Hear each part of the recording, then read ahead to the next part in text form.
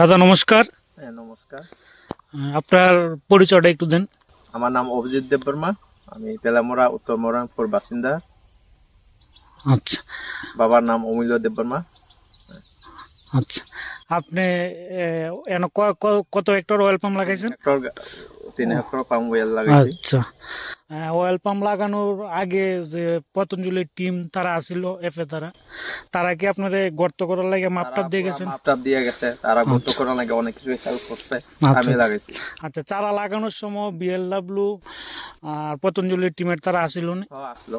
আচ্ছা আচ্ছা। Oil pump থেকে লাগানোর পরে আপনি এই সারের টাকা, তারপরে আর কি কি সুবিধা পাইছেন একটু কইবেন? সারার টাকা পাইছে, তারপরে হুম। নেট দিছে। হ্যাঁ। তারপরে প্রথমে যারা মাপ করে দিছিল, আচ্ছা তারপরে যে সময় মাপ দিছে তারাও আসলো। আচ্ছা তারপরে সারার টাকাও দিছে, নেট দিছে। আচ্ছা। শুকর শুকর 3টা পাইছি, খাওয়ানো দিছে। আচ্ছা।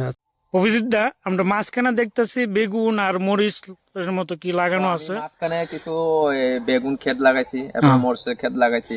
তো ওইটাও তারা ওই ডিপার্টমেন্ট থেকে আমার কিছু টাকা দিছে। মাঝখানে বেগুন আর মরিচ লাগানোর জন্য আপনারা টাকা দিছে? টাকা দিছে পার হেক্টরে কত টাকা দিছে? হেক্টরে 6,250 টাকা করে দিছে। আচ্ছা, তো মোটামুটি 20,000 টাকার কাছাকাছি আপনি 20,000 পাইছেন। টাকার কাছাকাছি মনে হয়। আচ্ছা, টাকা তো মানে সব তো পাইলেছেন, পেমেন্ট হয়েছে না? সব পেমেন্ট হয়ে গেছে, স্টোর থেকে দেয়। আচ্ছা আচ্ছা তারা স্টোর থেকে ওই যে সময় আয়া তখন আমার ফোন করে দেয়, তখন আমি নিয়ে এলাই, ওরা দেই।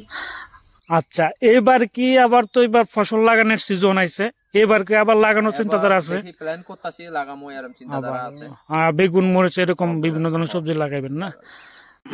আচ্ছা, এই গাছে শুনছি যে অনেক জল লাগে, আপনার জলের জন্য কি সুবিধা দিচ্ছে? জন্য একটা পুকুর করে দিছে, হ্যাঁ। একটা আপনার সোলার পাম্পও দিছে।